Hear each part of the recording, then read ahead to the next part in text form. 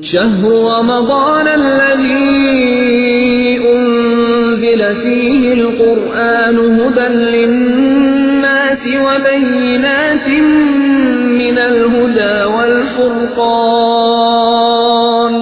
اور ابھی کل پرسوں ہوئی اور بہت سے لوگوں کے آج کے نزدیک آج ہی کہیں شب اول نہ ہو جائے، ابھی تو کنفرم نہیں ہے، لیکن بہرحال ایک چیز ہو تو سکتی ہے.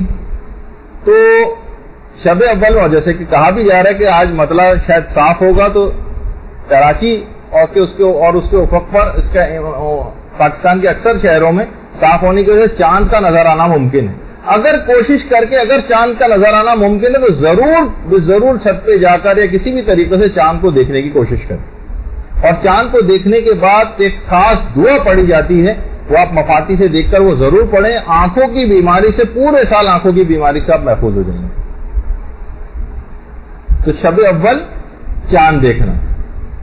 دوسری چیز جو اس سلسلے میں کہی جاتی ہے کہ تطہیر حقوق اور توبہ. اگر کسی کے تو آپ دیکھیں کسی کے کوئی چیزیں آپ کے پاس موجود ہیں، آپ نے کسی سے لے کر آئی ہوئی ہیں، آپ نے واپس نہیں کیے اب تک، کھنگالیں چیزیں، کسی کو کوئی حق آپ کے ذمے نہ ہو.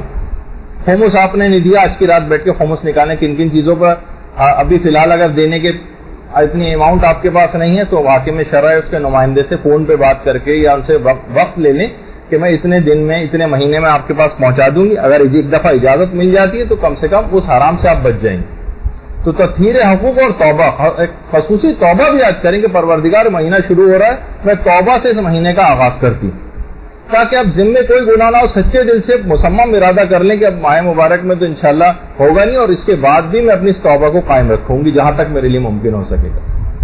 اول ماہ کا غسل اس مہینے کا وہ بھی آپ کریں.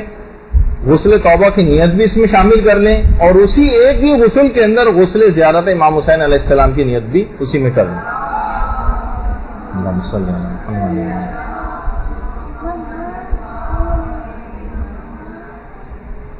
تو بہرحال کوشش کریں کہ اگر چاند دیکھنا ممکن ہے تو چاند ضرور دیکھیں، اور ممکن اگر نہیں ہے تب بھی آپ کم سے کم اول ماہ کا چاند دیکھنے کی جو باقاعدہ یا رمضان کے چاند دیکھتے وقت کی جو دعا ہے وہ ضرور پڑھیں، تو اس سے بہت سارے فائدے آپ کو حاصل ہو جائیں گے.